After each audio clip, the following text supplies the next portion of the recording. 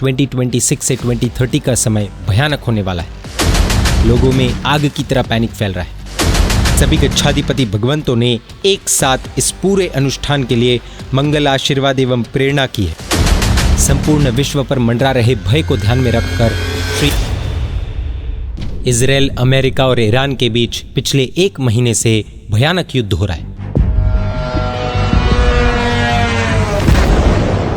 Iran भी कई देशों पर मिसाइल्स गिराकर अनेक देशों को तहस नहस कर चुका है। स्ट्रेट ऑफ हॉर्मुज पर शिप्स रोकने के कारण ज्यादातर देशों में तेल संकट को लेकर हाहाकार मच गया है। वॉर जोन से दूर बैठे कई देशों में फ्यूल क्राइसिस के कारण लॉकडाउन जैसा माहौल हो चुका है। प्रधानमंत्री नरेंद्र मोदी जी संसद में कह चुके हैं, कोरोना के समय भी एकजुटता से ऐसी चुनौतियों का सामना कर चुके हैं। अब हमें फिर से उसी तरह तैयार रहने की आवश्यकता है। एलपीजी को लेकर अपने भारत देश में भी हम बहुत कुछ देख चुके और देख भी रहे हैं। कुछ रिपोर्ट्स के अनुसार ऑयल शॉर्टेज को लेकर रशिया ने भी फिलहाल कुछ कंडीशंस के साथ तेल एक्सपोर्ट पर बैन लगा दिया है। तेल संकट का असर इंडस्ट्रीज पर भी भयानक रूप से पड़ रहा है। कई फैक्ट्रीज बंद है और कई मजदूर बड़े बड़े शहरों को छोड़कर अपने गांव की तरफ वापस लौट रहे हैं। हम क्राइसिस के फेस में एंटर हो चुके हैं। 2026 से 2030 को लेकर फुल फ्लेड्ज वर्ल्ड वॉर, भयानक गर्मी, energy crisis, water crisis, food crisis, economic crisis आदि के प्रेडिक्शंस बताए जा रहे हैं। कुछ एस्ट्रोलॉजर्स का स्पष्ट मत है 2026 से 2030 का समय भयानक होने वाला है। इधर दूसरी तरफ एशिया में चाइना ताइवान की बेचैनी, उधर रशिया यूक्रेन झुलस रहे और हमारी अपनी सीमा पर भी हाई अलर्ट। बांग्लादेश में जनता सड़कों पर आई, नेपाल में पॉलिटिकल शिफ्ट, कई देशों के भीतर आक्रोश चल रहा है। स्टॉक मार्केट की क्या हालत है वो तो कहने की जरूरत ही नहीं है। गर्मी की बात करें तो 2024 को इतिहास का सबसे गर्म वर्ष घोषित किया गया। 2026 का भी अभी नंबर लगने ही वाला है। पृथ्वी का औसत तापमान, एवरेज टेम्परेचर लगभग 1.45 डिग्री सेल्सियस तक बढ़ चुका है। हीट वेव्स, जंगल की आग, अचानक बाढ़, भूकंप, तूफान, अब तो धरती भी संकेत दे रही है। इंडोनेशिया में रिसेंटली भयानक भूकंप आया। सवाल यह है कि क्या ये सब संयोग है या समय का संकेत? क्या ये कोई सर्जन से पहले का विनाश है? प्रश्न ये है कि कुदरत ये विनाश कर रही है या फिर कोई और ही ये विनाश कर रहा है। लोगों में आग की तरह पैनिक फैल रहा है। हम डराना नहीं चाहते, हम जगाना चाहते हैं, क्योंकि इतना कुछ होने के बाद भी सब सो रहे हैं ऐसा हमें लग रहा है। किसी को जगाने का प्रयास करो तो कहता है उस समय में देखेंगे, जो सबका होगा वही अपने साथ भी हो जाएगा। उन्होंने जिंदगी को मजाक समझ के रखा है। अब प्रश्न ये है कि क्या हम सिर्फ डरेंगे या दिशा बदलेंगे, सोते रहेंगे या जागेंगे, कमजोर रहेंगे या अपनी शक्ति बढ़ाएंगे।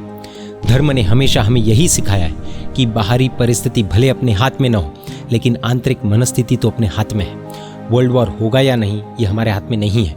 मार्केट क्रैश होगी या नहीं ये भी हमारे हाथ में नहीं है। लेकिन संकट के बीच हमारा मन स्थिर रहेगा या नहीं, सूक्ष्म का बल बढ़ेगा या नहीं, ये पूरी तरह से हमारे हाथ में है। संपूर्ण विश्व पर मंडरा रहे भय को ध्यान में रखकर पूरे विश्व के मंगल के लिए आपत्ति एवं भय के माहौल में सभी का सूक्ष्म बल बढ़े, पॉजिटिव एनर्जी, पॉजिटिव वाइब्रेशंस बढ़े, इस उद्देश्य से श्री नवकार महामंत्र की सामूहिक आराधना रूप सर्व मंगल तप का शुभ आह्वान किया जा रहा है। प्रवर समिति ने यानी कि सभी गच्छाधिपति भगवंतों ने एक साथ इस पूरे अनुष्ठान के लिए मंगल आशीर्वाद एवं प्रेरणा की है। सभी समुदाय के आचार्य भगवंतों का इसमें साथ एवं सहकार है। शॉर्ट में इतना समझना है कि ये तप पूरे जिन शासन का है और पूरे विश्व के लिए है। ये कोई साधारण आयोजन नहीं है, ये विश्व मंगल का संकल्प है। अमंगल को दूर करने की शक्ति महामंगलकारी श्री नवकार महामंत्र में है। इस महामंत्र में 68 अक्षर है, 68, और उसी की आराधना के रूप में तप में जुड़ने वाले व्यक्ति को शासन स्थापना दिवस से यानी कि 27 अप्रैल 2026 से 68 एकाशना करने होंगे। सिर्फ 68 एकाशने।